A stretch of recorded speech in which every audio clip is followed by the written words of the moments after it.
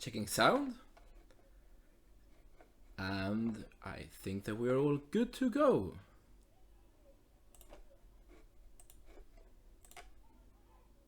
Hello everybody, welcome to How to Debate Awful Motions. It is today the 10th of July, my name is Martin Devaney, and I hope to have an hour or so of your time when we can discuss some of the most horrific motions in debating, and hopefully also how to debate them and how to deal with them.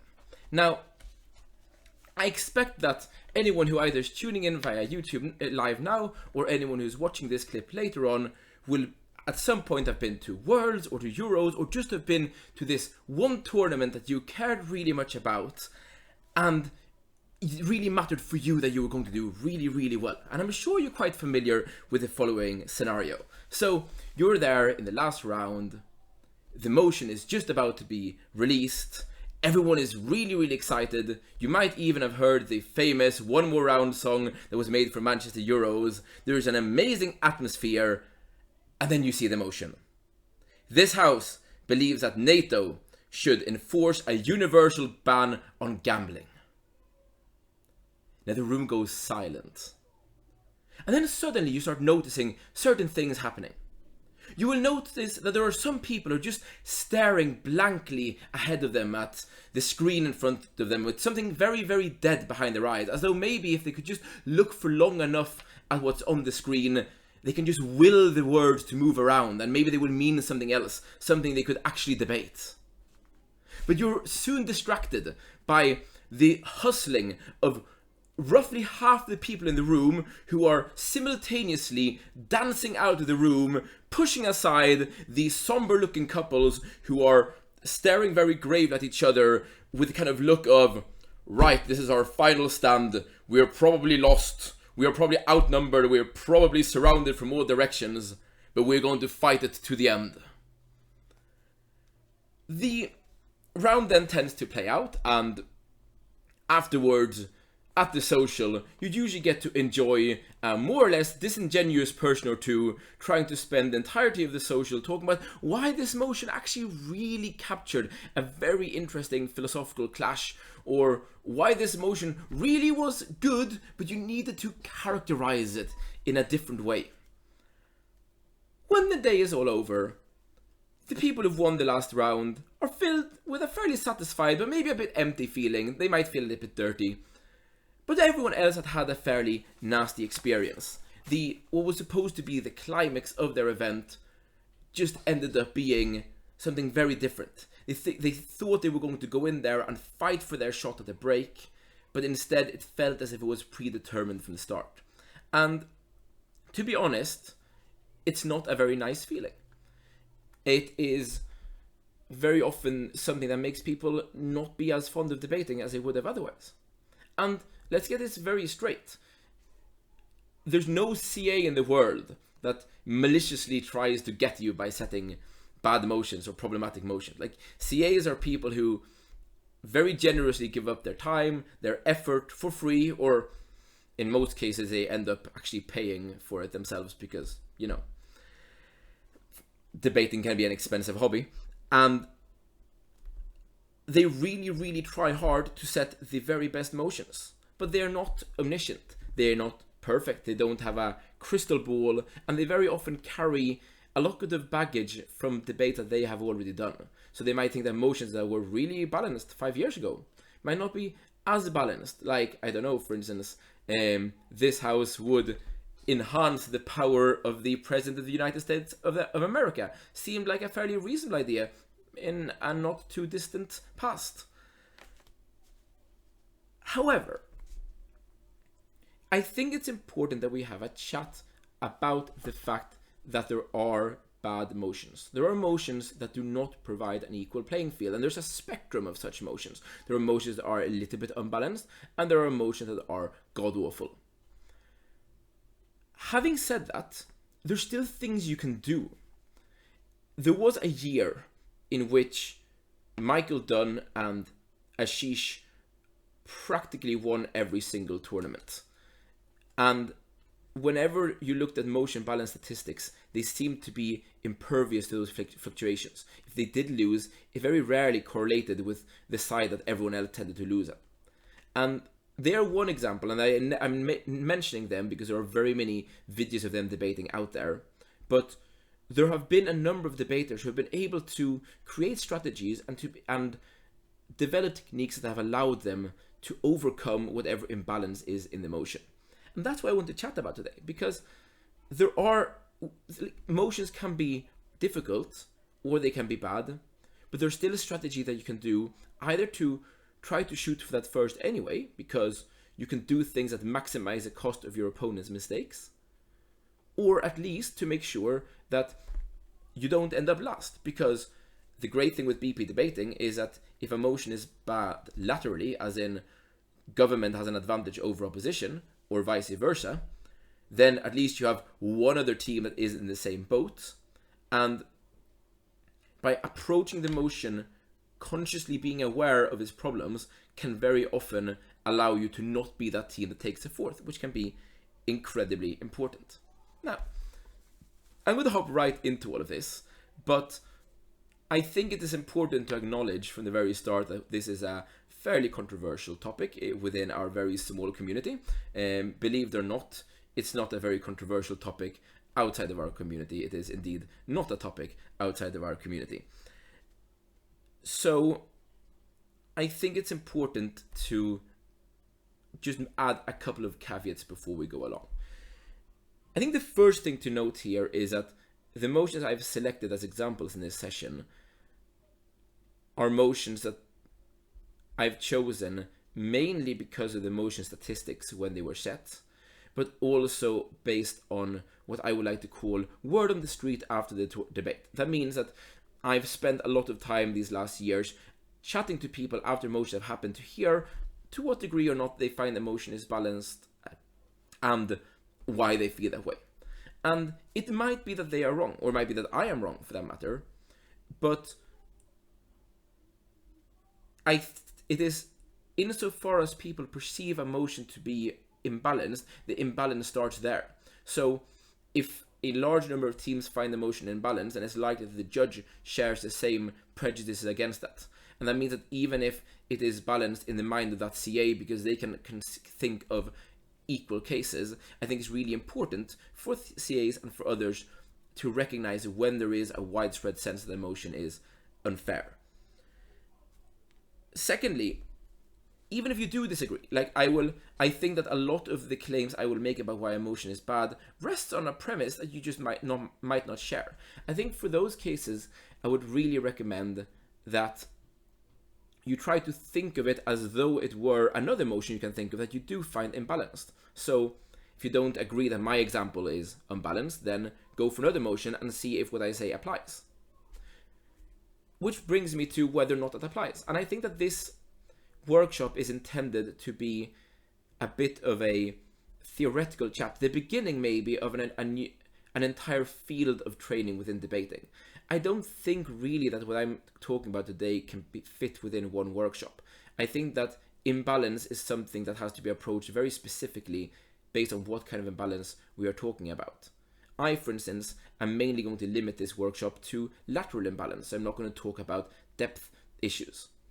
But I think comparing debating to, for instance, chess or football, where you have professionals who do training and you have massive volumes both recorded and written on how to train and how to optimize your game, you do not have that yet in debating. So what I'm going to present is my take and my theoretical approach and what has helped me the times I have survived an imbalanced motion, and in particular what I have observed when other people have smashed me in a motion that was generally perceived as imbalanced. If it works for you, that's great. If it does not work for you, I hope it inspires you to think of another way of approaching it. Finally, this workshop is really not intended to pick on anyone. Every single person that has set motions I'm bringing up here, if you agree that they are imbalanced or bad, have set hundreds of amazing motions. I'm going to chat a little bit about why poor motions sometimes end up getting set, but But I think it's really important here to recognize that the same people who have set a lot of these emotions that we might smile about now and then are responsible for some of the most amazing emotions in our community. And I've primarily chosen motions from things like Worlds, Euros, the Oxford IV, the Cambridge IV, where there's a good statistical sample to draw conclusions from, which means that I'm also drawing from the very best. So these emotions are very non-representative of these people's emotion setting ability. Finally, I would like to say that it is important that we start from a point of view with these emotions, that these emotions are, that the playing field is not fair.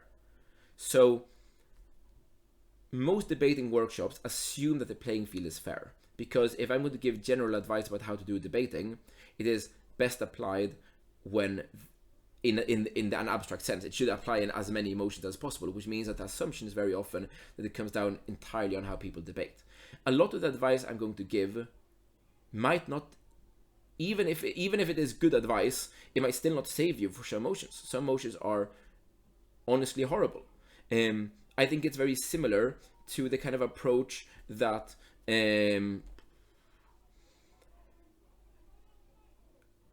I'm struggling to think of a sufficiently small and unimportant town, but let's say Myrtle Tydfil, which is, as I'm informed, a small town in Wales. If they have a football team, which they might, and they were to go up against Manchester United, it is very likely that the scales are tipped against them because of all the practical structural advantages that Manchester United have. That doesn't mean that they should not try to optimize their strategy as much as possible with the recognition that Manchester United are such a good team. Maybe what they want to do is to try to defend with 11 players behind the ball all the time and try to draw. Now, they wouldn't use the same approach going against an equal team. So even if there might be an approach that is optimal for Merthyr Tydfil United in abstraction, that might not be the best method for them to use when the odds are stacked against them. And that is the kind of assumption we want to make here.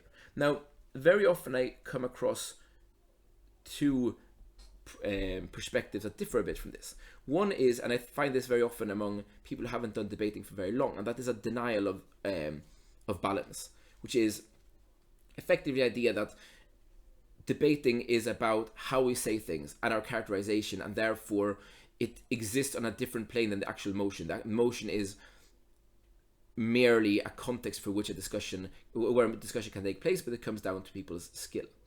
I think that this is a unhelpful perspective to have, because while it is true that individual performance can change a debate, it's often easier to enhance that performance if you have an understanding of when you need to do it. So I think that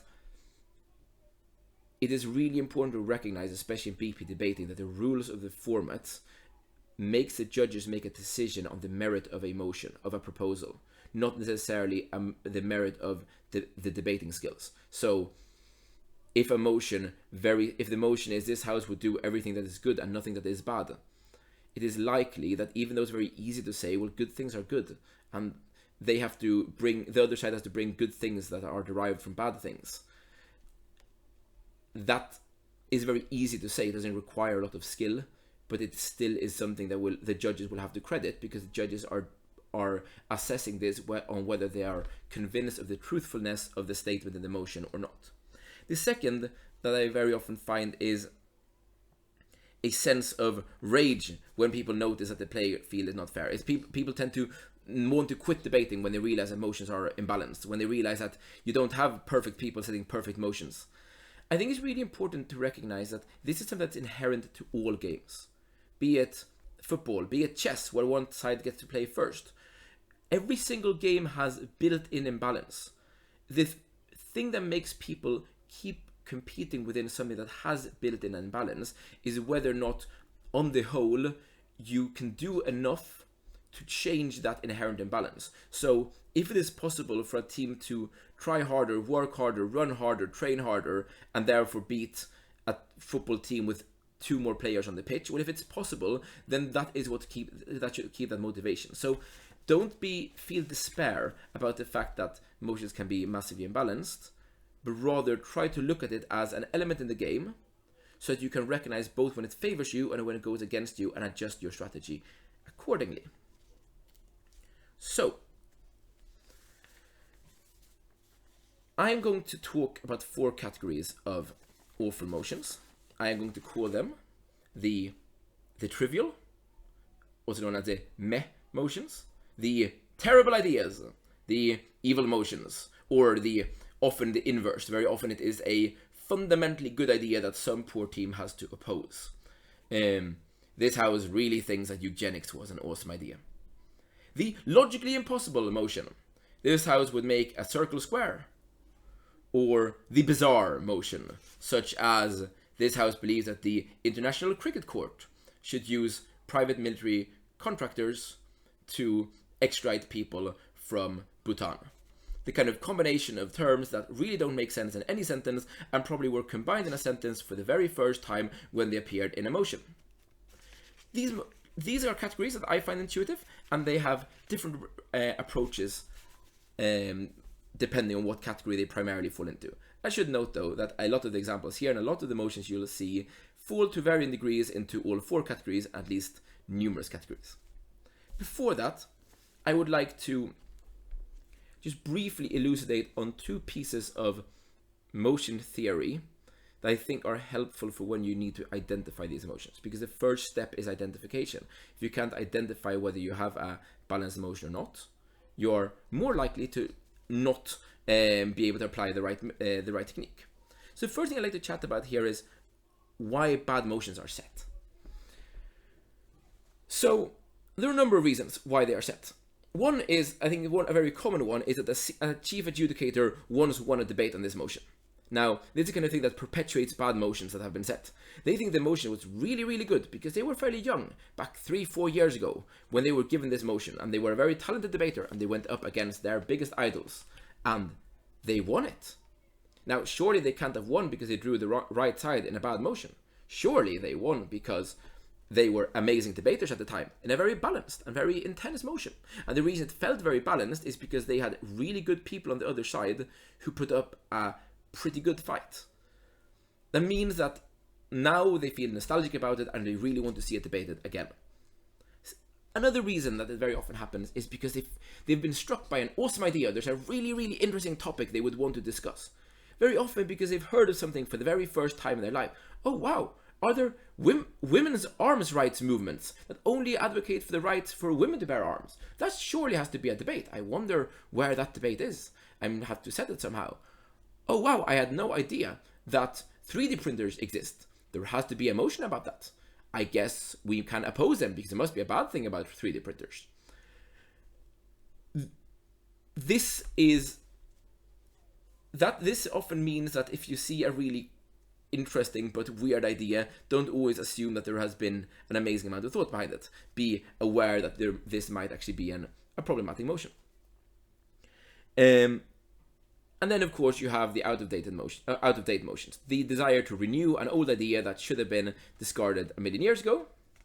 But then we have, I think, 2 fairly interesting things. The first one, which is my pet peeve in CA chats, is the interesting philosophical idea. You know of an interesting idea that you came across when you did your compulsory 1 module in philosophy as part of your PPE program, or in whatever context you came across it, and you go, you know what, this is really interesting. There doesn't seem to be an obvious answer to this. This means it must be an amazing debate. Why don't we create a motion about the trolley problem? Ah, that's really interesting. You have to choose one side, and both sides seem to have a problem to it. Or, what if we live in the Matrix? The brain in the vat? Maybe we don't exist. The reason these issues stay within philosophy and are eternal in philosophy is because they're constructed in a way that doesn't allow a simple solution. They're constructed in a way that will ensure that even when people try very hard to construct good ways of answering these, they're ultimately unresolved, and very often because they construct as a logical loop. For instance, maybe we're all in vats, and the vats create a perfect universe. That is a very interesting thought experiment, but it doesn't give us any information about whether it is true or not, because either everything we perceive is due to us being in a vat, which means we know nothing about not being in a vat, or else we are not in a vat, at which point we have no reason to believe that. In other words, that is very often very tempting to set, but that becomes a core or the source of a very problematic motion, because even when you've dressed it up in a scenario, when the debaters then deconstruct it into their motion, or it comes back to the philosophical clash, it's very difficult for them to engage with each other because the tension within the motion is fundamentally unresolvable. And the final one is very often because they do not understand an important premise. And again, here's where it's important for you to rely on the knowledge that you think is true and not let the emotion make you believe that you could be wrong about something. So, like, for instance, you might have debaters who say, a CA who goes, you know what, capitalism is evil. This house will abolish all corporations. And maybe they think that that is possible to do, but maybe that is due to an insufficient understanding of how the financial system interacts with people's lives. Or they might have heard something, they don't really understand how genetics work. So they go, this house would ban all research into the criminal gene. Not necessarily recognizing that there is no criminal gene and there is no research into it. So it's not very easy to have a debate about that. Or this house believes that the Catholic Church should stop having churches and not believe in the Trinity. Which again is one of these things where maybe you understand other organizations, but you might struggle to understand that that is something that the organization you're talking about and setting a motion about cannot necessarily do.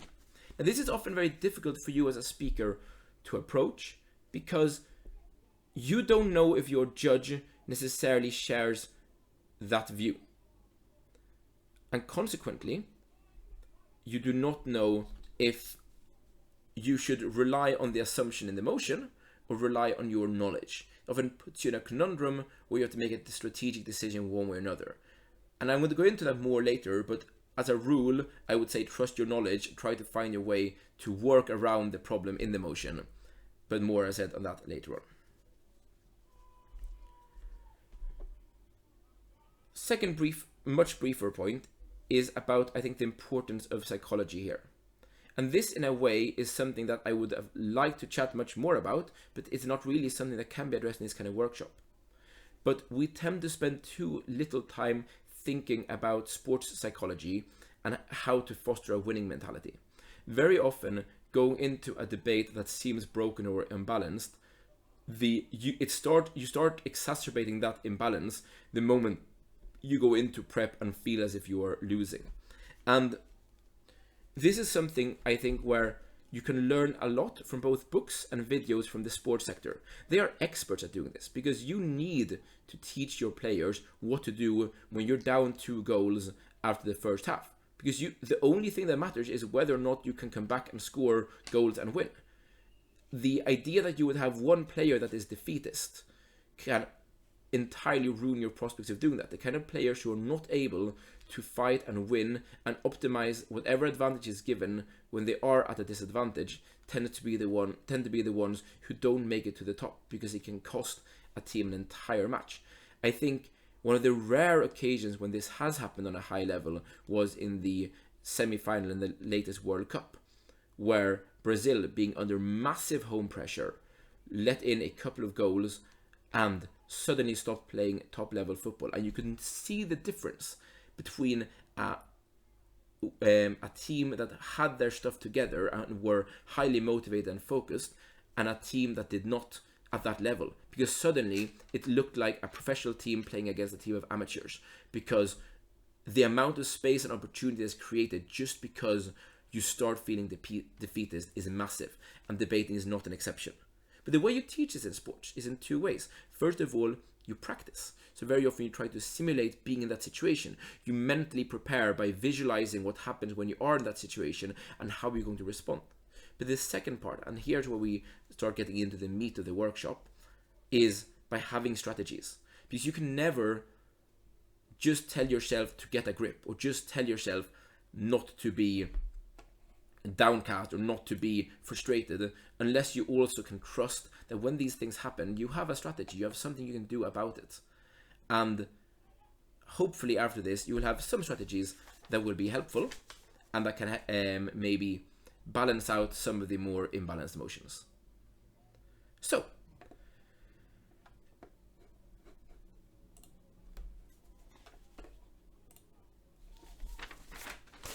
how do we debate awful emotions? Here is, as I said, my family of the awful emotions: the trivial, the terrible, the impossible, and the bizarre.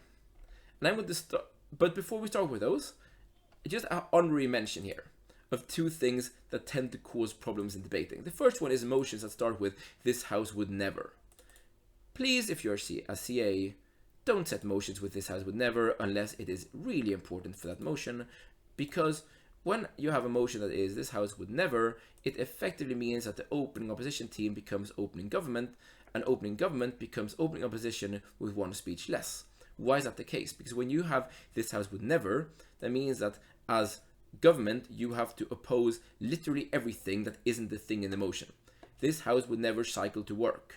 Okay, so then cycling to work has to be worse than driving, taking the tube, running, walking, creeping, crawling, riding, or paragliding. Then OO decides which of those they support. That means that OG tend to be at a massive disadvantage. If you are opening government in this one, try to convince the judges that it is totally fair in this motion for you to decide what the most likely comparison is. So if you are given this position, make sure that you at least make an attempt at characterizing that while you would never do this one thing, it is because you would also always do this other thing, and that is a relevant comparison in the debate. It doesn't always work. I have seen debates been won by speakers who literally just went up and said the word "never" 20 times and interspersed random words in between, and thus convinced the judges that OG had a ridiculous burden. The second honorary mention, which doesn't fall a bit outside of this one, is "this house would ban or legalize drugs." This is a really broad motion. I'm not discussing these really broad motions in this workshop because it is a much bigger issue, and that there you're better off just applying the kind of training you get in debating in general, because the problem with this motion is that it is way too wide for it to be a motion. Drugs aren't really one item. Drugs are, it's not just that there is a multitude of drugs. You can have debates about things that there are a multitude of, but each of those drugs serve such different purposes for such different people that this motion that seems to be the simplest motion in the world is actually one of the most complex and wide that there is. The teams that win this are the ones who are as specific as possible and control the debate as much as possible. But very often I've seen this debate just or similar debates explode into a free-for-all of random ideas that float freely through the room until hopefully the judge catches one of those and give them the first for reasons that they will struggle to justify. But as I said, I'll be primarily focusing on the balance issues. So let's look at the trivial. Now, the trivial are motions that very often start in the CA's minds as, wouldn't it just be great if we could have a certain thing? If we could just get a little benefit somewhere here, or if we could just, have quotas on curling teams. They're often quite small and quite fringy, and there's a very good warning bell for this if you find that the key term of the motion, as in the thing that you're supporting or defending, is the info slide. So that's when you have a CA that's found a really interesting concept and they want to set that as a motion. Now, that's not necessarily a problem in and of itself, but it very often becomes difficult. So let's look at some examples of this. So here are two of my favorite awful motions. In countries with capital punishment, this house would introduce random executioner duty. The idea of this motion is that, let's say in Texas, you would have a lottery, and whenever someone needed to be executed, you would draw someone out of a hat and that person would be obliged to carry out or perform the execution. The second one I like to discuss is in countries where firearm ownership is legal, this house supports a women's arms rights movement. So, what is a problem with these motions? The problem with these motions, in looking at the first one, this motion has been criticized on a lot of other grounds. There have been people who have found that this motion had a ridiculous and oppressive burden on the people that are being pulled for execution duty. And I could not agree more. This is definitely a motion that falls into several poor categories. But the reason it was difficult for teams to debate, and the reason that teams struggled to find a clash, was that it was very difficult to substantiate any kind of benefits. So I think it is fair to say that this motion is an intuitively oppressive piece of legislation unless you find something to justify it. So like forcing people to kill other people is a bad idea prima facie, and the debate's about whether you can justify it. Now, the debate that I think that the CAs envisioned was a debate about signaling mechanisms and fairness. The signaling mechanism being that when people have to understand what it means to carry out an execution, they would think before they vote, and that might inform their way of relating to the capital punishment. And the fairness one would be that if you are responsible for there being capital punishment in a country, then you have a duty to carry out executions. The problem with both of these in the actual debates was teams realized quite soon that there aren't that many people that get executed.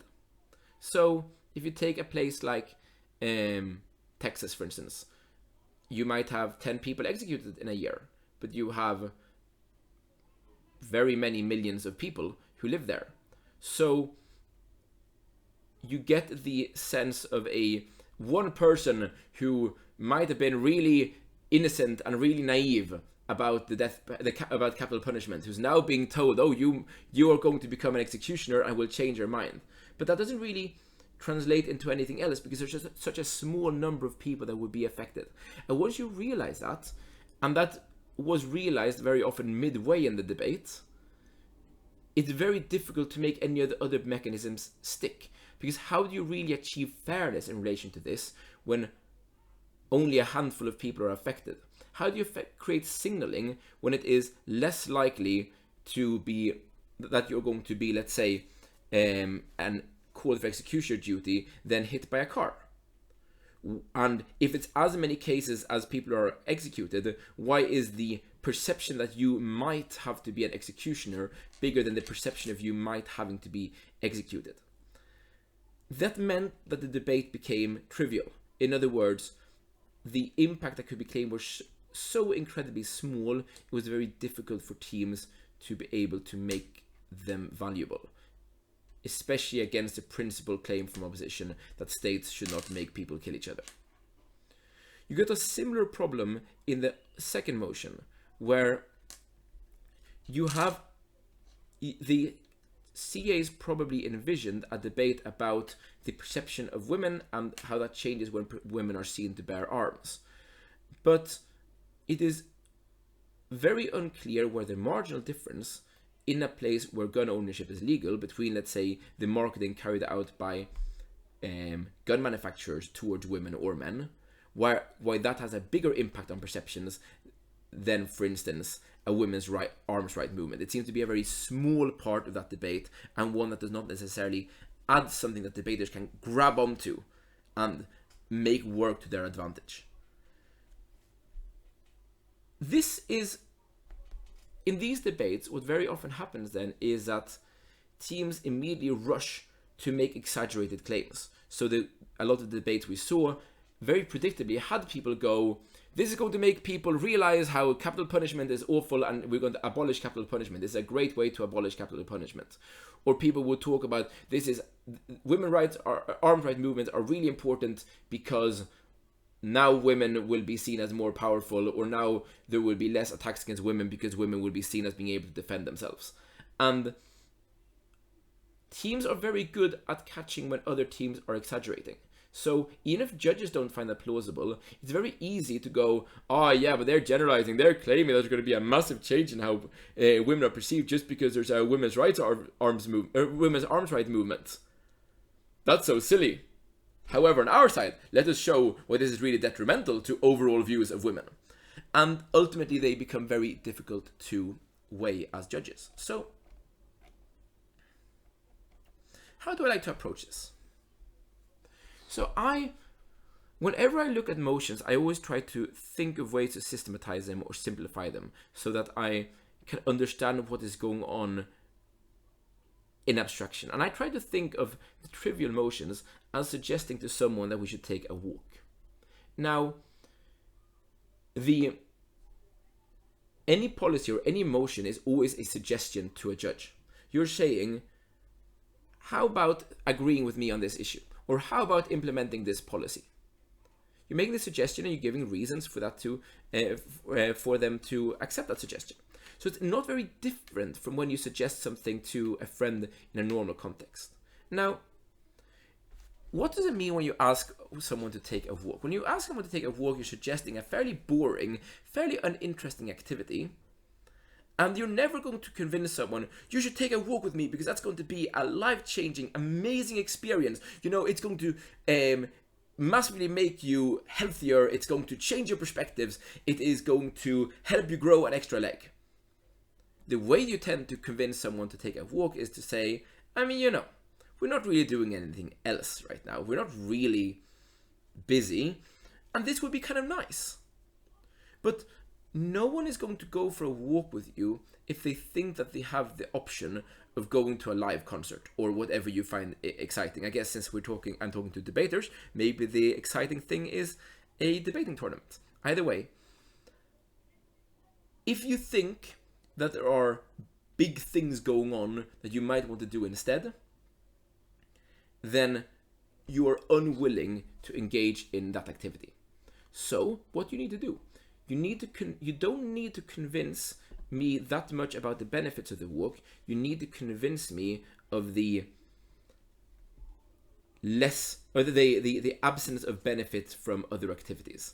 So it's about building relative importance. And very often it's about telling the judges, or preferably being the first team to tell the judges, that there aren't really going to be any big impacts on either side. To give the reasons that often are in the motion for why there aren't going to be big impacts on either side. And then you want to use the typo in my next bullet to I need to use one of the two tricks in the next two bullets, which is there are no big impacts, but there is one person for whom this has a massive impact. So you make the impact or the relevance of a point massive by acknowledging that there are no sweeping benefits, so that you're cutting out any team that wants to bring sweeping benefits. And then you start talking about not why you have sweeping benefits, or for that matter, why those benefits are huge in an absolute sense, but why for the people you're helping this might be really important. And that might be just because they don't have very much else going. So for instance, if the motion is about giving $10 to a person, if that person is a middle-class person in a developed country, those $10 don't matter very much. It seems like a low-impact debate. For them, they would probably substitute those $10 for anything that is a little bit more exciting, or for anything that is problematic that comes from the other side in the debate. But if you can make it clear that for the, let's say, a subsistence farmer in a very poor country, for that person, there really aren't that many other things coming their way. There aren't really a lot of big impacts. So for them, it makes a massive difference. In other words, if the debate is really small, the most important thing is to bring it down to a world where everything is really small, and then from that everything is small world, try to illustrate that things can be big. The other one is to show why something matters to many but very little, and this is a very difficult thing to do, generally speaking, I would recommend trying to give a very big impact to few people, not because it's more important, and definitely not because of some calculus, but because of the way that we cognitively relate to personal impact. And here's where I like my little continuum. So if we imagine that the black line I've drawn here, which I'm obscuring at the moment, a second.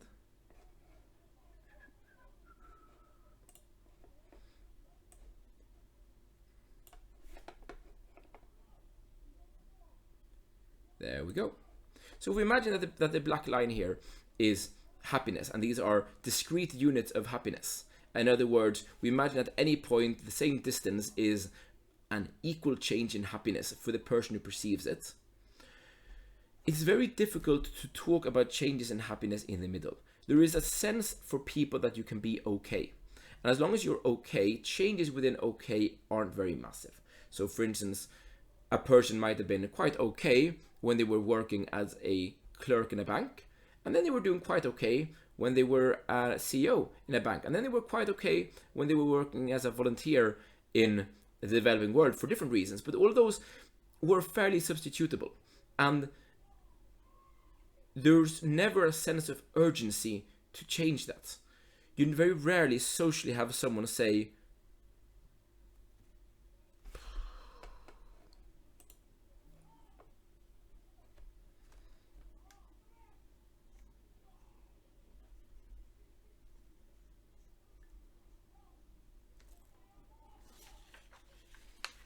and we're back. You very rarely have people socially say, I really need a lot of people to help and support me because I would like my life to be a little bit better, but I'm quite fine. And that means that we are quite trained to believe that this is the way that we should relate to helping people. That's the way we should relate to the differences in value.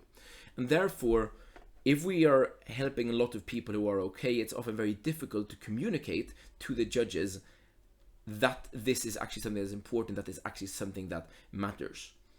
The way I think to try to go about that is to try to build for your judges a problem that is caused by the vast majority of people in the world. So as long as the vast majority of people in the world are indifferent to people's problems or are unwilling to donate a little bit more to charity that could massively change someone's lives, a lot of people are suffering.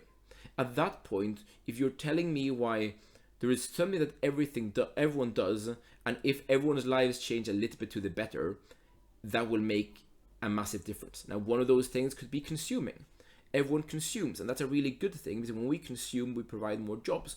And the kind of people who don't have jobs are people who very often are vulnerable strictly because they don't have jobs. It's fairly circular. So if we consume more and we therefore change the behavior of people who decide to start to open businesses or open shops or whatever, then we are able to create a massive difference for someone who's vulnerable. So we might bring that person over the vulnerable mark, and that is the kind of difference that we can easily communicate to a judge when we cannot necessarily communicate how much the aggregate of everyone's happiness matters. And I know this might make some utilitarianists very, very sad, because you might believe that 10 million people multiplied by one util is really, really important, and a judge should just credit that because that's a legitimate way of looking at value. However, at the end of the day, debating is about making someone care about your point of view, and it's a lot more difficult to do that at the point when you're unable to create to talk about that specific difference. So if you have a very trivial motion, a motion where you go out and you're like, I don't know why I care, I don't know why this makes a difference, then don't go for the solution of I'm going to make this massive and hopefully they believe me. But try to find that one person for whom it would actually make a difference, and then communicate to the judges why they are brought over an important threshold. Then you can spend all your engagement, all your comparisons, all your rebuttal on making the other side try to convince judges why a little bit of harm or a little bit of benefit to lots of people really is something that we're entitled to sacrifice that massively important change for that individual. Cool. So,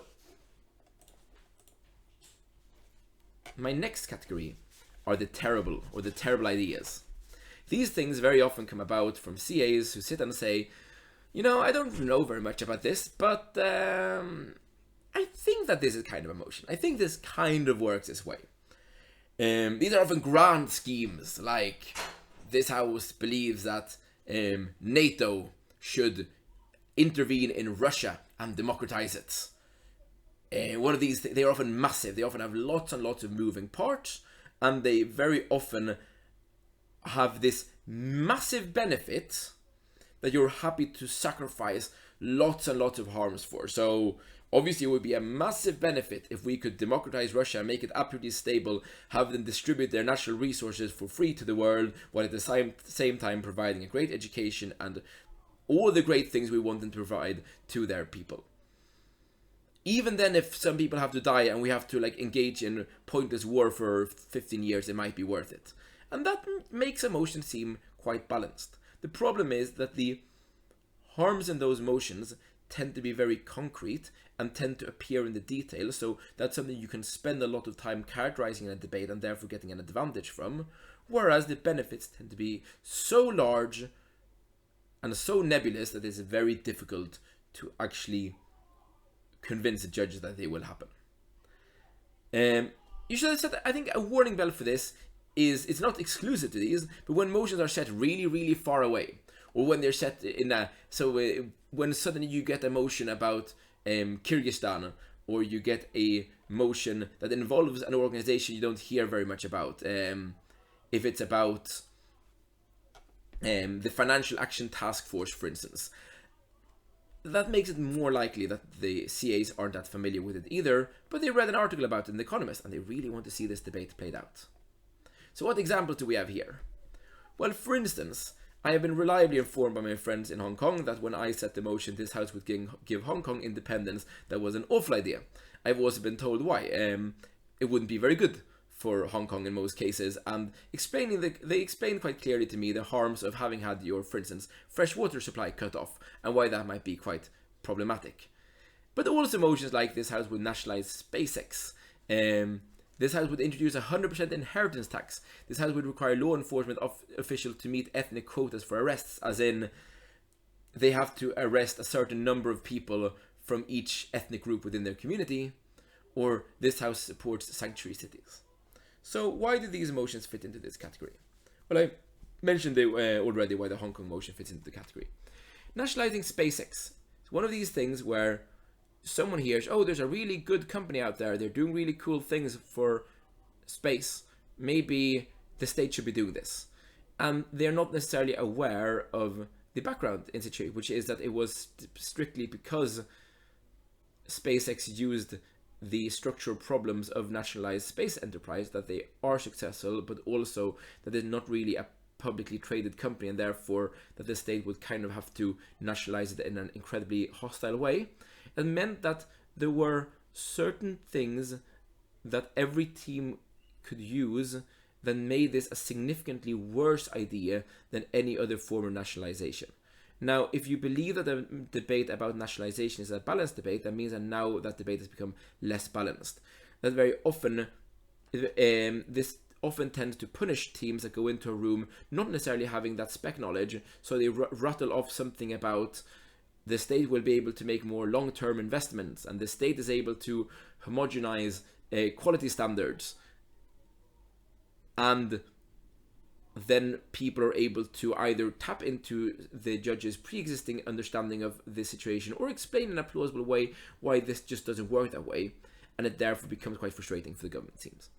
Then you have this house would introduce 100% inheritance tax, which is one of these motions that somehow has survived through the ages in spite of it being a fairly bizarre idea. I mean, the notion is that the state should just confiscate people's property the moment they die. Now, the reason that this is an awful debate is in the marginal cases, because when you set a motion like this, maybe some experienced teams will try to mech and caveat out the worst situations. You're always going to have some debaters who genuinely legitimately feel that this should be about 100% inheritance tax all the time in every instance, which means kicking people out of their family homes, removing people's savings in like lower middle class families. And even when you do not do that, it still tends to be the kind of thing that you only need to sit down for half an hour or 40 minutes and really think through all the steps for when this would happen, and you would find that it would actually not really work and be really problematic. And the reason for that is that it is a massive enhancement of a policy that already might be controversial, and when you set this motion, you don't necessarily recognize the actual connotations and the actual debate that goes on around the motion. I could speak forever about this. I won't, but it tends to play out quite problematically.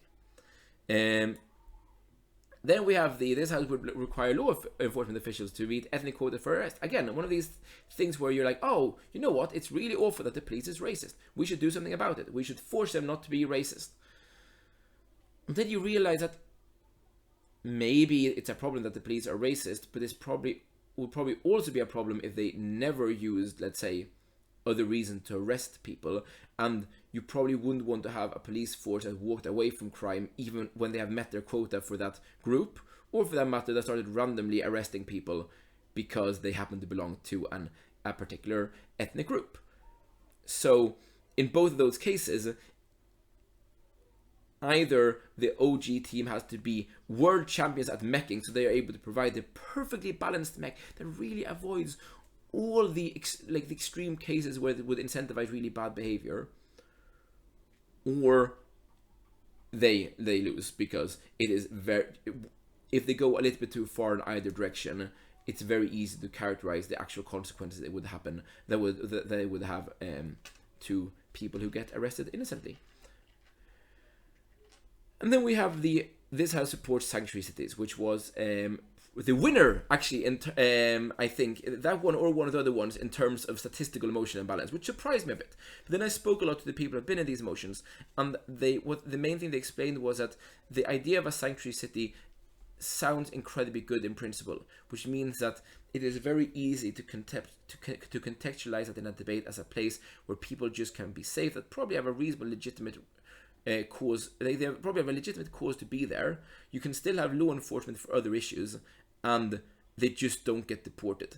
And it is incredibly difficult for opposition teams to break down the problems in the nitty-gritty of this that overrides the harm of when you deport someone wrongly.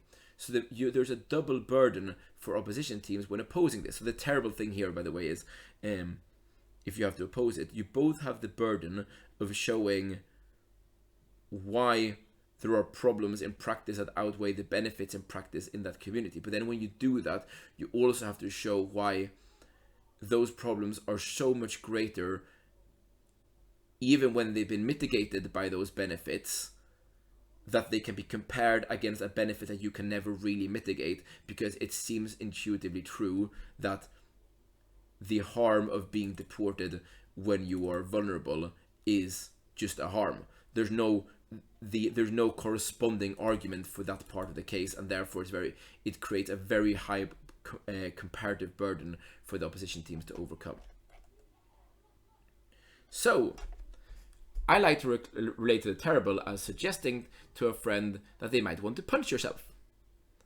So most of the time, if I were to suggest to you, would you like to punch yourself? Your response would probably be, no, that's an awful idea. Why would I want to do that? It's going to hurt. And I'm like, what I need to tell you then is, yes, it would really hurt. But if you don't punch yourself right now, there's a guy over there who's going to shoot you. So it might seem like an awful and stupid idea to punch yourself, but the option is worse. So when you find that you're defending something that seems to be a really, really terrible idea, the most important thing is to ensure that the alternative is really, really problematic. And what that often means is spending more time than usual talking about the pre-existing problem that you're solving. Now, I think a lot of you are probably familiar with the problem solution, there is no alternative model, which some people wittily call the PSA. Now, this is something you should apply in general when you do debating. I think it's a very good model for creating arguments, but it never becomes as important when you have this kind of motion, because very often when when CAs set terrible ideas as motions, or like motions with massive harms, there is often this one huge benefit, but that you can't really get credited for that benefit because it seems so abstract. Now, with the mistake that teams tend to make is they tend to go for making that benefit as big as possible. So if the benefit of what examples did we have? The 100% inheritance tax is really, really important, and if you talk about why that's really great, because that means that people have money, and here's what people can do with money. People will change their behavior in this way, and the poor people will vote more, and they will have better healthcare, or here are all these benefits that come from equality. It seems to be the thing you should be doing when you've heard people talk about impacting. You're talking about why your impact is really important. But in this case, it would be a misprioritization of your time, because the benefits are quite obvious. They follow quite naturally. The most difficult thing for you to do is to prove that you actually are able to get them, and that you get them in a way that is much better than the others. So the approach should be talking about why there are so many other barriers to equality, and why in particular people saving money and being able to use it to perpetuate that is so awful, and really talk about all the harms that exist in the status quo. Spend time characterizing why, with the birth lottery and all those things, why you are so doomed if you are not born into money, why this is the most crucial, the most urgent issue, which is something that you are happy to climb any obstacle to achieve. If you're able to convince the judges of that, and if you're able to show them this is the only way that you at least achieve that, even if you don't achieve anything else, even if you don't mitigate any harm at all from the other side, at least there is this massive problem and you at least are solving that. Then, as the debate progresses and the other teams clash on other issues, or as the opposition tries to claim various start talking about all those harms, they still need to show that those harms, each and in and of themselves, are more important than achieving your goal. And what very many opposition teams in that situation will forget to do is to show why they are likely to reach your outcomes anyway, especially when the motion is imbalanced, because you become so relaxed, you become so you tend to trust that your harms are massive. You go up and you're like, haha, this person is going to be harmed, and this person is going to be harmed, and this is awful, and that is awful, and you're stupid, and you're stupid.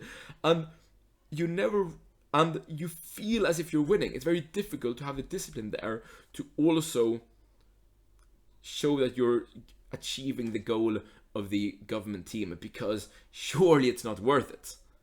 If you've done a good job in characterizing that as something that has to happen at the end of the debate, you can take firsts in significantly worse motions than the ones I used as examples, because it's really powerful to just leave the judges with a sense that this motion will be won by the team that solves the problem and then shows that they win the balance of harms and benefits. But the solving the problem becomes a precondition if they are genuinely convinced that that is an overriding urgent issue. So that means spending a lot of time not doing arguments as you might otherwise, talking about we're doing this and here's what happens in the future, but speaking about what it is that makes the problem be so big and how it operates and what the obstacles are, so that when you have done that, it should literally be enough to say, so then we steal all their money and we give it to the poor and we steal them in whatever way we can, and that's going to be great because we at least are solving all this, and then we can deal with all the other problems. That's fine because they are less important. This is also the way you beat the other team in your bench. Very often in awful debates, you only get one benefit in the side that is being slightly screwed over by the CA team. You have that you very often when people perceive that emotion is imbalanced. When I've been looking at emotion statistics afterwards, I very often found that while there's been let's say it's been up-favored, there's been an overwhelming number of opposition teams that win. But you have seen a fair number of both OG and CG teams take both first and seconds, but you never see both the OG and the CG team take a first and a second. So very often you will see an OG team take a first, and then you get OO, CO, and then CG fourth. Or the other way around. And the reason for that is that one benefit that the CAs gave you, whoever's able to claim that and do that very deep work on showing that that massive claim is actually plausible, or if it's not plausible, at least if the purpose is to have world peace, and you can show that you at least bring more likely world peace than any other solution, because any other solution is just a step away from that. That is when you get to own that. So at least you're taking a third, even if and not a fourth, which can be massively important when the motion is stacked against you. Remember, next round you might have a motion in your favor. At that point, you will get your free win, you will bounce up, and what really matters was whether you took 1 or 0 points in the previous round. So, now, moving into the impossible. These motions are often created by CAs going, what if you could just have like a machine, and then the machine would do good things. We should have a motion about that. And it's very often characterized by, you can recognize it by a hypothetical framing. Like, here's a scenario, here's a world. Very often, there's a contradiction embedded in the actual premise. That is when it becomes a bad motion. And the warning bell that I like to point out here, this is not exhaustive in any way, is given the technology tends to be the kind of thing that very often highlights that here's a motion that is problematic. And I just want to say one thing for the record here, and that is that given technology motions in general can be quite problematic. They're not always imbalanced, but if you're a CA, I would be very careful when setting them. It is very often the case that given the technology just gives magic to OG but not the other teams, because you're providing something that is impossible. Given the technology of Robocops, robotic law enforcement officials, this house would use them. Well, they don't exist, so OG can go, well, they look like this. They are super sentient, they are really empathetic, they have the perfect ability of telling when a crime goes on or not. They can keep all the databases of all previous offenses in their minds while they're doing things. They can also have a perfect statistical analysis of risk situations in all cases, and they are invulnerable. And they're really good at getting kittens out of trees. And that's kind of gov fiat, because the thing doesn't exist. So OG gets to characterize it. And it's very awkward for opening opposition to say, well, no, this thing that does not exist actually looks like this instead. Because then the response is, we don't know that, it doesn't exist. So be careful about setting them, and be very aware when you're a speaker and you go into motions that are given the technology, even if it is balanced. If you're OG, that can be a very, very cheap way of putting the other teams in the back foot. A lot of speakers tend to ask me after debates whether or not they had to mech a motion, especially in beliefs motions. And my response is always, don't ask yourself if you have to mech, ask yourself if you're allowed to mech. Meching is a kind of thing that tends to give you a massive advantage, because you get to control what it is you're talking about, what the phenomenon you're discussing is. That is never as true as with given the technology. So take the opportunity, be creative and prep, and if it's something that does not exist in reality, if it's a superpower or whatever, just tell the judges everything it can do, because it doesn't exist. So, Here we have some fun examples. The death machine. There is a death machine. It will tell you when you will die. It can't affect when you die. You can consult it once, and it has perfect knowledge. It will say you will die on the 23rd of October, 2042. Or in my case, you will die on the 10th of July at roughly 8 p.m. UK time because you've said some nasty shit about people's emotions. The motion then is this house would use it, which means that the motion assumes there is free will. Now here's a little problem with this motion. You see, if I ask the machine and it says that I'm going to live for 40 more years, and that is a certain truth, then the first thing I would do is I would blow my head off, because I'm really curious. And I mean, if I can't die, that would be kind of interesting. So that means that one or two things have to happen. Either the machine is wrong and I die, or the machine has to be able to calculate that I am the kind of person who would do that. But if I am the kind of person that would do that, that means that the machine will now affect the way or the time when I die. So we get Schrodinger's machine here. If I look at the machine, that means I change my behavior as a consequence of looking at my machine. I will blow my head off, or I'll jump from a building, or I will do something as a consequence of knowing that. And consequently, I will now die at a different time. So this tended to blow people's minds. A lot of people did not necessarily recognize this while the debate was going on, which meant that you had teams that claimed that the machine did different things because they did not recognize that there was an unresolvable contradiction within it. So some people would say this is really problematic because now when you know this, you will make different life choices. You might be really sad because you know you're going to die soon. Then someone went, but if you make different life choices, then you'll die at a different time. And then someone said, no, but you can't do that because you're necessarily going to die at a particular time. So the circularity of that made it very difficult for teams to engage. This house would construct Dostoevsky's Artifice is another interesting one. You know, there are different variations of this, but the idea is lots of people are happy because one person is suffering, and it's okay to make that person suffer because you want to make a lot of people happy. It's a way of trying to criticize the utilitarian decision-making framework. This house would rather live in perfect happiness than have perfect freedom is one of my favorites.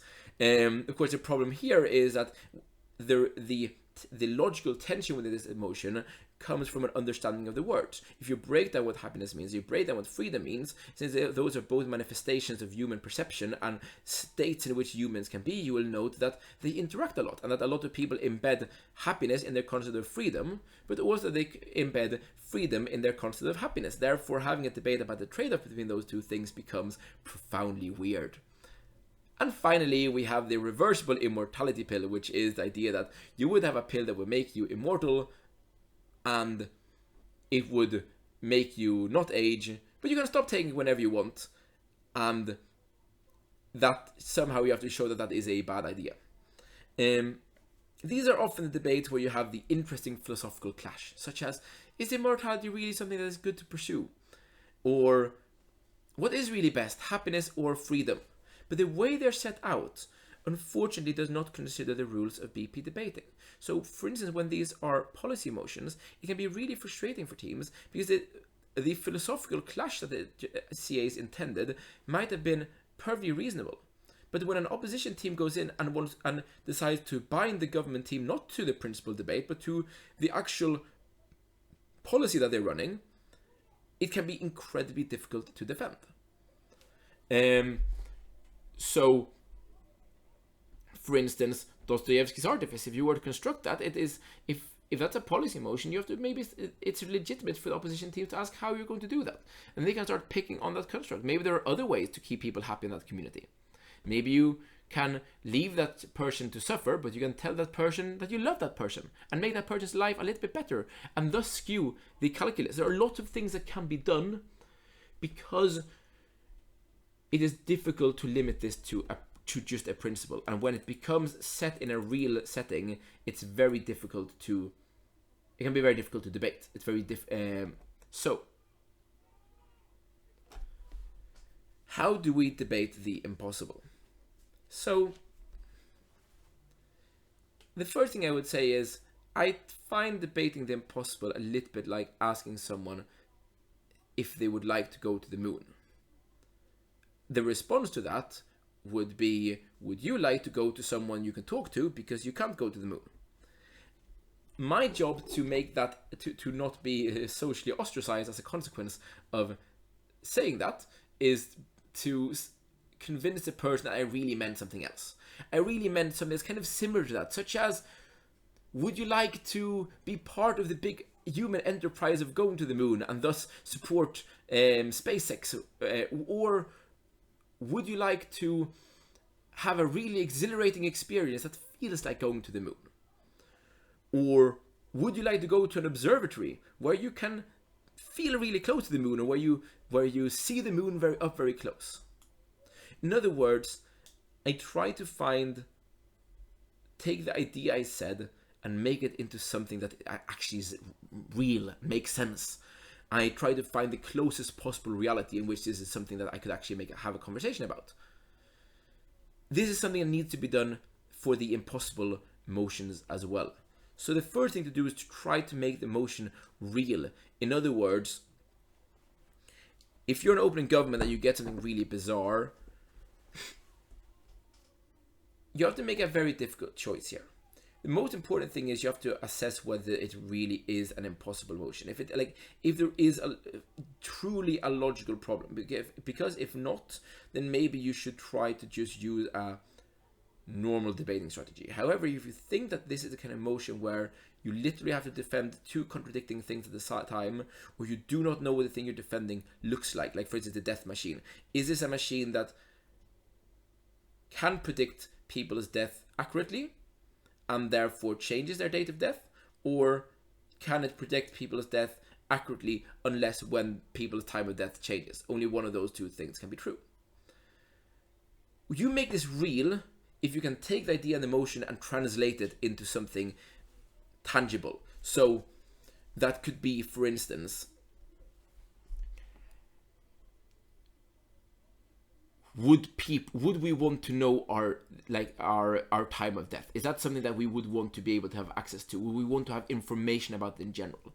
And the way you take it from the bizarre abstract construct is by openly saying, look, this is something that doesn't exist.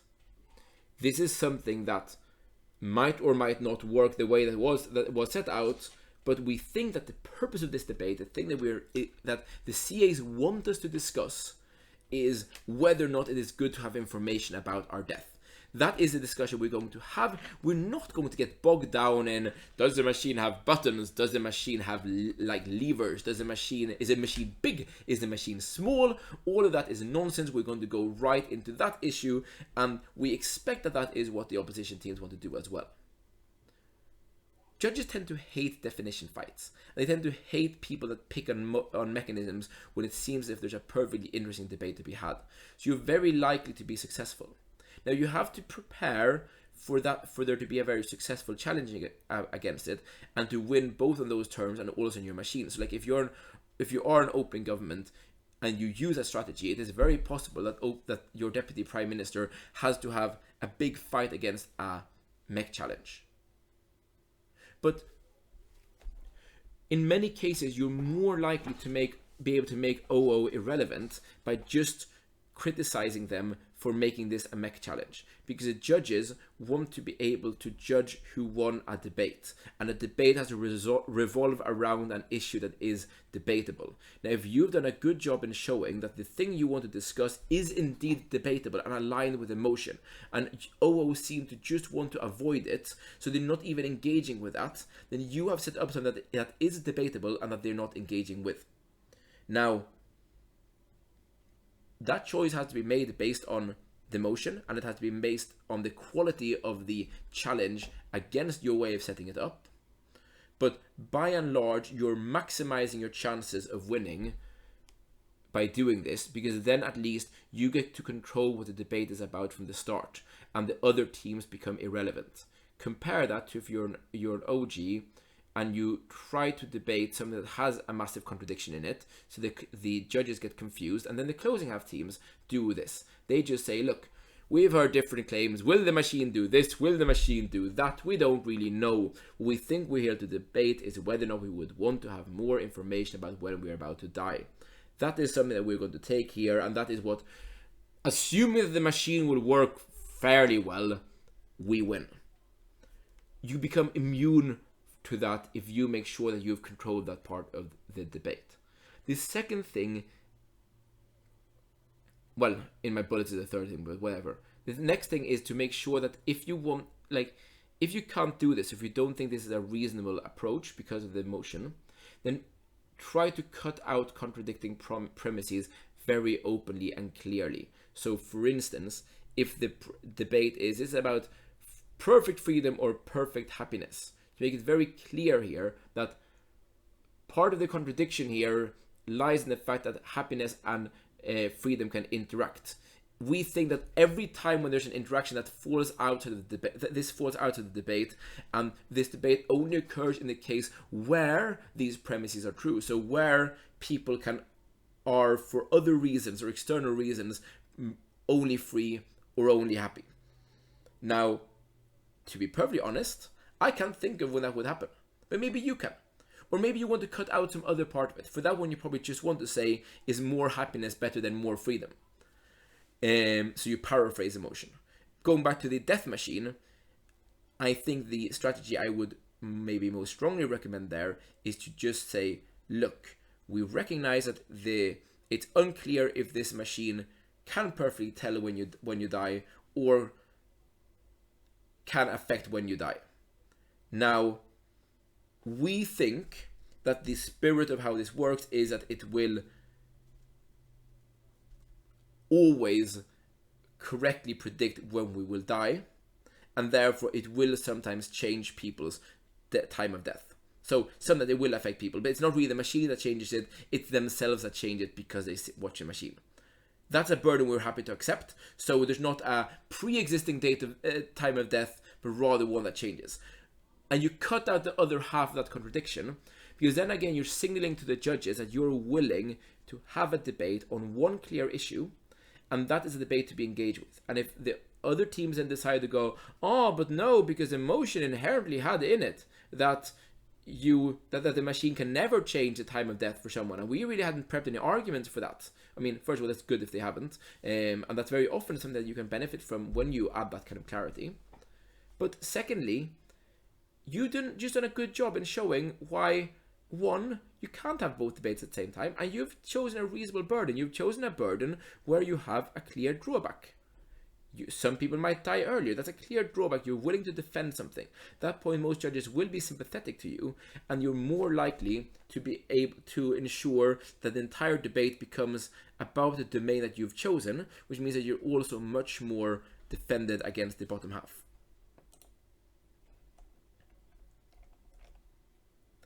And now we have the bizarre. And to be perfectly honest, for a lot of these motions, I have no idea what the thought process was when they set this motion. I know that there are some random motion generators. That could be it. They often have the wrong actor. They often have a massive problem solution mismatch. These are the kind of motions where you recognize them because they are, this house would do X in order to do Y. For instance, like this house would sell a boat in order to build the Eiffel Tower. And X and Y have really never been in the same sentence before. It's like the first time they meet. It's like a first date for them, and they're quite awkward together. Let's take a look. This house would tax lowbrow art to subsidize highbrow art. This house believes that the European Union should fund satirical publications in its member states that target far-right political parties. This house believes that NATO should commit to defending UNESCO World Heritage Sites. Country A, who is not a NATO member, has been nuked by Country B. This house, as NATO, would attack B with nukes. This house as the IMF, the ECB and the World Bank would remove all international financial assistance from Greece and redirect the financial resources to cash payment directly to the poorest 10% of the global population. Now, I have a confession to make. I had to cut out 2 slides of examples of the bizarre because they are funny, but it would take too long. But there are others. Let's take a look at these. This house would tax lowbrow art to subsidize highbrow art. What's lowbrow art?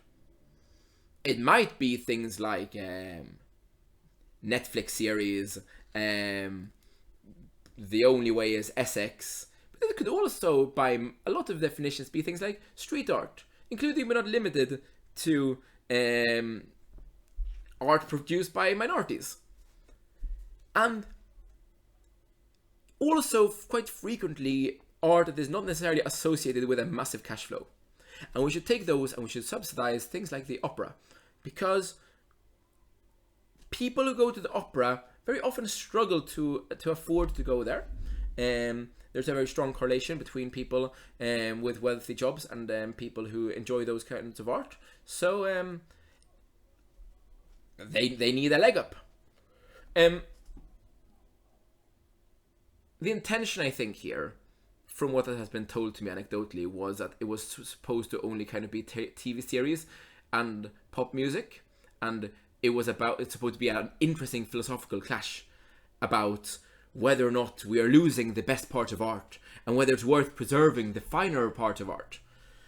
But it's a policy. So we got a lot of opposition teams that had a lot of fun talking about why it's probably bad to tax minorities in order to subsidize the opera. Again, a good example for why philosophical clashes maybe should not always be dressed as motions and be given words to. I think that, generally speaking, philosophical clashes are best served for like really interesting monologues when you're on your own and you're in the bathroom, or for that matter, really interesting monologues when you're really drunk at a social and you think you're not actually having a monologue, but in fact you really are having a monologue, and you probably should just go home. But that's generally where these kind of philosophical clashes tend to be better suited, not necessarily worded as policies. Then we have, this house believes that the European Union should fund satirical publications in its member states. This was, I think, actually, this might have been the winner in terms of statistical imbalance, or at least top 3 definitely. Mainly because there's a bit of a actor mismatch. The idea that the European Union should fund something that they generally don't tend to fund with a political agenda that's not necessarily shared by all its member states in order to interfere with the politics of those member states, which the EU really is expected not to do and is under massive criticism for doing. This is what I tend to call the magic actor. It is when CAs go, ooh, this is a really interesting thing, someone should do this. I don't really know who should do that though. Someone should do that. The European Union, yes, they do things. I don't really know what they do, so since I don't know what they do, they probably do this. And therefore we will set this. It was quite painful for teams in particular government to sort of explain why this is something the European Union should certainly do. At the point when they've explained why the European Union should do that, it became very difficult for them to find any time whatsoever in their speeches to actually talk about what kind of impact or outcomes this would have. Because it's a very long story to explain why the European Union is structurally able to do this, and then when they do this, it's going to affect the way that these political satirical publications will interact with the political life of those countries and change any kind of outcomes. Whereas the claim, when the EU, who has to have transparency, spends its money to undermine politics, some people are going to be really pissed off because that's pretty visible. The degree in which that has to be explained kind of favors the opposition teams. And while we're talking about the wrong actor for the wrong thing, here is this house believe that NATO should commit to defending UNESCO World Heritage Sites, which, as far as I understand, includes but is not necessarily limited to the Old Wall, Mecca, the Kremlin, the Great Wall of China, and probably a couple of places in North Korea, though I'm not quite sure if they have UNESCO World Heritage Sites. And then NATO should do that, an organization that is primarily designed to defend its member states. And while we're talking about NATO, we have the NATO that is designed to defend member states, should use nukes to retaliate against a country that is not a NATO member. Enough said. It was quite sufficient for the OO team to say we're going to do exactly whatever the OG team says they're going to do, except we're going to do it with conventional forces. And that was a debate. And then, of course, we have the IMF, the ECB, and the World Bank, who are not the Troika and who do not provide international financial assistance to Greece, should remove that assistance that they're not providing and redirect the financial resources to cash payments to the poorest 10% of the global population, most of whom are not in a structural position to receive those cash payments. And if they were, they would probably... The cost of distributing those cash payments would probably exceed the cash payments. So yeah. So, the bizarre. If I ask you, would you like to rule the world? And it seemed like a very weird thing to say, because it's probably unlikely that you would be able to just rule the world. I can't offer that to you. It's not a normal thing. It would be very interesting to have a chat about whether or not it would be nice to rule the world. Just discussing it. What would you do? Maybe when I ask you if you would like to rule the world, it's not really an offer. Maybe it's more of, an invitation to a discussion. So, when we get this kind of motion, the first thing I always look to do is it possible to convert the motion into a principled debate? So while I think that the strict principles very often need to be converted into a more practical, more tangible debate, very often the bizarre just needs to be, you need to throw a lot of the components to the four winds, such as, maybe it should be the NATO, maybe it shouldn't be NATO, but look, the main issue to be resolved in this debate is whether or not it is good to use military force to defend non-military targets such as UNESCO World Heritage Sites. And there might be fringe cases where NATO does not apply, but that doesn't matter. In most cases it does apply. And those are a couple of core components. The first one is to characterize all the exceptions when your motions don't apply as fringe cases. So make your judges judge the debate on a balance of probability of outcomes. So, what do I mean by that? What I mean is that very often there are two conflicting rules in BP debating. One is a rule that the government has to defend all its burdens. So, if for instance the motion is this house would provide nukes to the US, the UK, and North Korea, it's probably not enough for open government to say, here's why it would be really good to do this for the US and for the UK, because it's also their burden to include North Korea. But in another motion, which might be this house would disarm all Americans, there are probably some people for whom disarming would actually be harmful, but you don't really have a burden to show that every single case is good as long as it's predominantly good. Now, most often, if there is a specific number of countries or a set of countries or a set of people where each of them are discrete. So, for instance, if I would say all EU countries, or if I would say all African countries, the burden very often is to show that it is actually valid in all cases, or at least that if there are massive harms in one case, that you're willing to defend that. However, you can very often convince your judge or justify why for your motion it should be judged on predominantly good rather than always good. So for instance,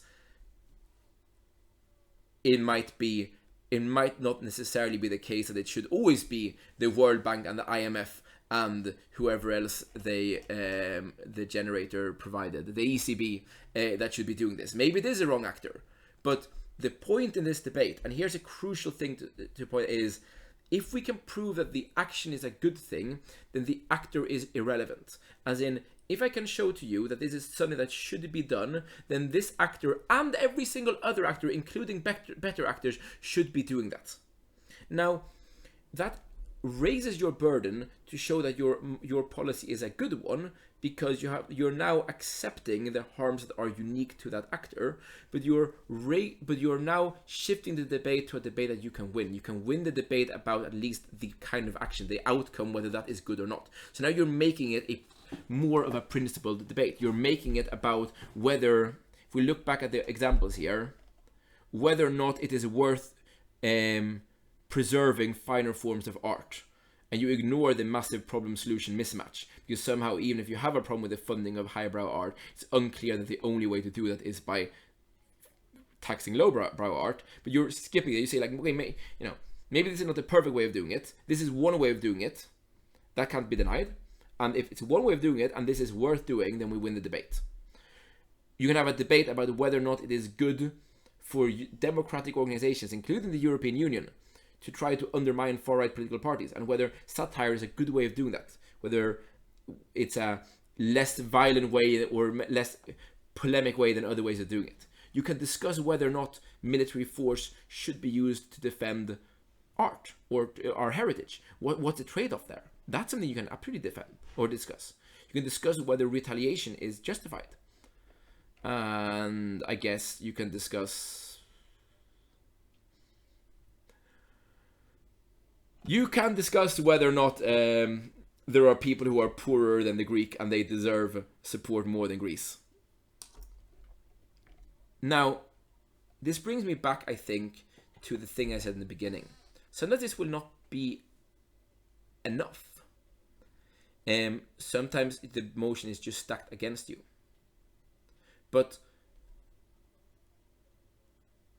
it is important to recognize that when you have the chips against you, you need to ask yourself, can I really use my usual approach? Can I really go into this as any debate and just prep as usual?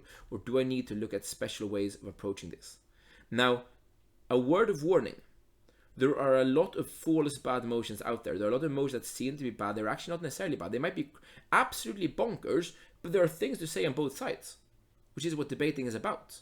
They might have really small impacts, seem really trivial, but the small impacts are equally big on both sides, and we tend to pick on low impact motions a lot, but a lot of low impact motions are incredibly interesting, just because if we put ourselves in the mindset of the people for whom they're interesting, then it's still going to be an interesting clash. Like, a low impact is only a problem if the other side has big impacts. If both sides have small impacts, then it's a matter of who is most skillful in comparing their small impacts against the small impacts of the other side. But when you identify a truly bad motion, I would recommend, first of all, look at these methods and see if this is helpful or useful. Look at, if they're not, then find your own methods, but make sure you have at least a strategy, an approach. What do you do? And if they're half useful, then develop them. But make sure that you are prepared. So when you hit a motion that is absolutely unfavorable, you don't just roll over and go, well, I guess we lost. I guess I'm just going to try to do my usual thing, and here are the benefits, and here are my arguments, and here's kind of what we think will happen. But change your priorities. Do I need to really build the problem so the problem is so big that if I convince that I solve it, it overrides all other harms? Do I need to change the way that the motion is given so that if it's a policy, it becomes more of a principle debate because that favors me?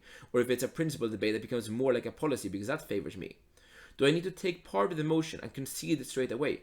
Or do I need to take a premise of the motion and say, and explain why you don't think that is good for the debate, and show clearly then what the debate you want to have is? You need to show why no one is going to have big impacts, and therefore just bring it down to a world where the small impacts matter? Or do you have the kind of motion where a million things go on, like this has to ban gambling, where you just need to find one primary burden and then spend time that you otherwise would have done developing arguments, just developing an argument about why that burden is the burden that you are entitled to have. So you spend time arguing using, instead of using the world or using external world examples as your evidence, you use the rules of BP as evidence in that argument, and you say, look, this motion is about 1 million things, about lowbrow art, highbrow art, whatever. We think that the primary burden in this debate is about whether it is okay to sacrifice lowbrow art for highbrow art. That is the burden we think primarily we need to defend, and the way we do that is less important because it is so worthwhile. That's why we think the debate should be had. And you justify why you think that is fair. Ask yourself those questions so that because then the moment your opponents make a mistake, the moment they start complaining about some trivial part of your mech, or the moment they start ignoring the big problem that you set up, or the moment that they don't actually make an actual comparison between your very tangible small impacts and their massive claims, you're winning. So you set yourself up to capitalize on every single small mistake. And that brings me to my last thing. The lucky. These are the ones who draw the right side of an unbalanced motion. If you go to Euros now, or wherever you go, you're absolutely going to have some unfavorable motions, but you're also going to have some motions where you just feel like you've been given something for free. You're dancing out of the room. This is very dangerous. Not in the least because there are a lot of people out there who are very good at using tactics that favor them when the motion is unbalanced. So the first thing to do is make sure you approach it with care. If you think that you have obvious benefits, well, still make sure that they are well proven. Still make sure that you look at whatever the other side can claim and that you're prepared to do a direct comparison. Because if the motion is favored for you, you should be able to prove your harms much faster. Motion balance is very often about time rather than size of an impact. As in, if I had 2 hours, maybe I could give a good case for why invading Russia is a good idea. But I don't have in debating, which means that is such a difficult claim to make that I'm unlikely to be able to have any impact whatsoever because I don't have time to prove them. Whereas Third World War is going to be really shit, and it's not very nice for all the countries that rely on Russian gas to have all that turned off, and things are kind of going along quite nice anyway. It's unnecessary to have Third World War. Those are things that don't really need that much more explanation. So the main benefit you have on the favored side is time. Use that time to prepare your comparisons. Use that time to ensure that you can defend your claims against the worst case scenario. And that is very counterintuitive because it feels so good to prove an obvious point. When you're proving the thing that is really clear and really obvious, you feel like the smartest person in the world because you are developing with such clarity, and you have so many sub-points and you have so many arguments, and it's harming this person and that person. And by the way, here's an anecdote about a fun thing that happened to me on my way to this tournament. And it feels good. Having the discipline to cut off and make sure that you have time to immunize yourself against those massive claims is really important. Similarly, to make sure that you're prepared to provide a solution for at least one big problem that the other side might be able to solve. Secondly, spend time on the obvious. So if you feel that you have enough time for all your comparisons and you are going to run your obvious arguments, spend time on proving it. So to make sure I'm not contradicting myself here, two things can happen. Either you spend too much time giving 1 million examples about your obvious, or you become frivolous about your obvious claims. Or you just state them because they seem so obvious. Now the important thing is that you prepare to explain them enough so that they are profound. So make sure that you characterize whatever your premise is for that obvious thing. Make sure you talk about for whom it is important. Make sure that you, even if it's really clear, like poor people get money, that's really good for them. if that is your argument, still talk about why money is really good for people. If your argument is this will stop the war and that's good because people die, sure, but talk about what the living in fear of death means for people, and talk about why it is such a crucial thing for people that everything else that surrounds them actually is secondary to that benefit. If you do that, those are things that helps you get credit from a judge for the obvious. It means that, first of all, it's you're reclaiming whatever characterization that the other side is able to do and beat you on. But secondly, I think more importantly, you're able to protect yourself against the other favored team. Like, don't let them, especially if you're an opening, just go up and say, well, you know, they said that we will get peace, but we're going to be the first team who talks about how, for all the stakeholders, including the ones that the other side have been concerned about, peace really, really, really matters. And then the judges go, well, we really felt that we got the best characterization and we got the best depth of analysis from that other team. So obviously this was a gov bench, but closing government won because they said things much more profoundly. The obvious points are very often the ones with a massive, clear impact.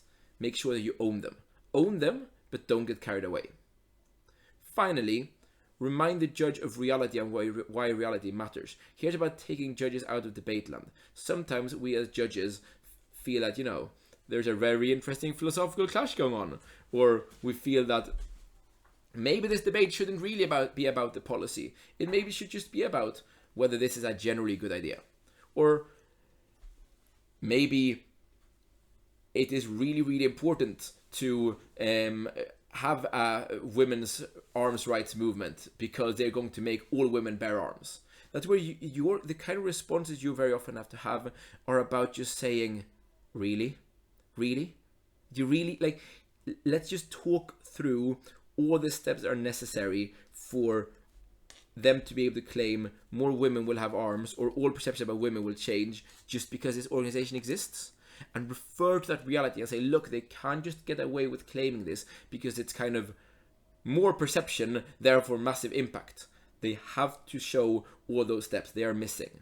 Remind the judges, look, it's all very well for them to say that, but they're bound to this policy. If their policy is the way that they say it has been, then these are the harms that follow specifically from that policy, and they're bound to that. And we're not going to have a comparison between the things that they claim to happen, which, by the way, can happen in this other way, to a reasonable degree, against the specific harms that follow from their policy. So you take the time to avoid having an OG team or an OO team, for that matter, frame you out of the debate using a cheap trick. That said, third thing, which I didn't write but I think is also important, is when you do these things, never forget to also take them up on that domain. So by all means, bring back the judge to your reality. That means that they will credit the point that you have that is reliant on their mech, but then that probably means you're winning on that clash. That also then means that you have to at least mitigate the domain where they think they're winning. If they think it is a philosophical debate, you also need to go in and actually take them up on that. If you only fight them on where the motion should be, then you become the annoying team that is just mech bashing or just talking about squirreling. So these two things have to go in tandem. One, remind the judges of the rules, remind the judge about reality and about why things aren't necessarily plausible. But two, if the only way they can win the implausible is by talking about in principle and abstraction, then do engage there as well. You might not have to win it outright. Maybe you have a clash where they win marginally. That's usually enough if you're winning on the other domains. So, those were my 2 cents on motion balance or imbalance. I am very happy to take questions. I actually got one question earlier, so I'll start with that one while waiting for other questions. And that was a question from Shiraz Qureshi, I think from the UK, who asks, what do you do when you have to debate a motion that is contrary to liberal views, or that is, you have to You have to oppose something that a really left-wing thing that 99% of chair judges instinctively agree with. So I think this is a matter of how to face bias. And I think that one of the most important things to recognize here is that the way to deal with bias is to remind people of it. It's exactly the method that we use when we try to call people out for having gender bias or racial bias or homophobic bias in reality. The way to make people change their behavior is by pointing out that they have the behavior. That's the way they can relate to it and deal with it. Now, this is very similar because if you are aware that a judge might unfairly be crediting something just because it's lefty, then say that. Say, look, you might not like this because this is not a touchy-feely liberal thing. However, it has unique merits, and I'm going to show that in this instance, a conservative approach will have the most benefit for these groups of these people. It might be counterintuitive, but we're still winning. Bear with me. So you flag that because it reminds judges that they might have preconceptions that they have to deal away with.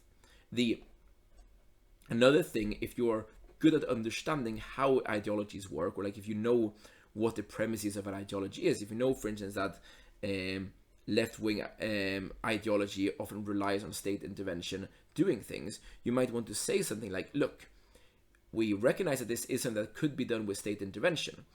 However, for this particular, so it's the same kind of thing. However, for this motion, it would be better if the market solved it. So you make a reference to something that you probably think the judge is intuitive, and then you do a specific comparison to that. Or you might say, look, I know that most often you would care more about the most vulnerable people in this context. However, bear with me, because even the most vulnerable people benefit from this when we have helped the rich, because the rich are the ones that can create the conditions to help the most vulnerable people. So if you're aware that you're going against someone's bias, talk about it, tap into it. We also have a question here from Radko, who says that what happens if you're in Warsaw in opening government and you have to debate atheist propaganda in Iraq? Let me just first say that if that motion is recorded, which I don't know, I actually think that OG team did an incredibly good job. I think that's a bit of a case study on how one should do it. They very strictly limited the degree to which this became a policy debate and spoke about to what degree this is a fair trade-off to have, whether it is a good thing to push for atheism in such countries. The second thing I think I would say is run. But more specifically, I think that this falls within the category of really, really terrible ideas. It's really a terrible idea because you're just introducing something that everyone probably dislikes and is a challenge to every single group. At the point where you do that, you really need to build a problem.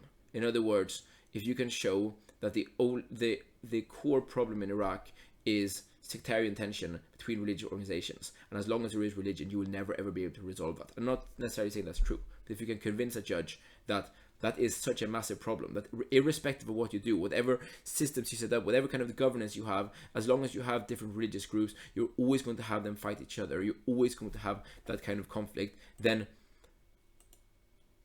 at least making that first move against removing that from the equation means that any prices, we can pay any price, because at the end of the day, you're going to have violence anyway. If that violence is because of our atheism, well then fine. But at some point it had to start, and this is the only way to do it. Now, that might be successful, that might not be successful, but as a strategy, that would be what I would recommend. Because at least then, if you can convince the judges that yes, sectarian, religious-based tension is the root cause of perpetuated conflict in a country that has seen more conflicts than any country should ever have to see over its entire history, then now you're setting a massive burden on the opposition teams to at least try to come up with their solution to the Iraq conflict. And if you convince the judges that that's what the debate is about, then you can cut out the backlash from the equation because the backlash seems smaller. That might work, might not work, but that would definitely be the way I would approach it. That and a Hail Mary. Fantastic. Do we have any other questions?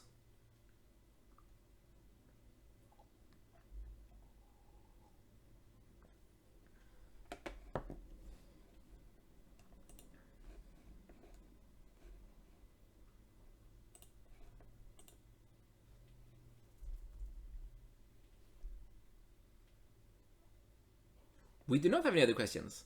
In that case, I'd like to thank you all for sharing these very lovely 2 hours with me. And very best of luck to those of you who are doing Euros, and to all of you, the very best of luck in life.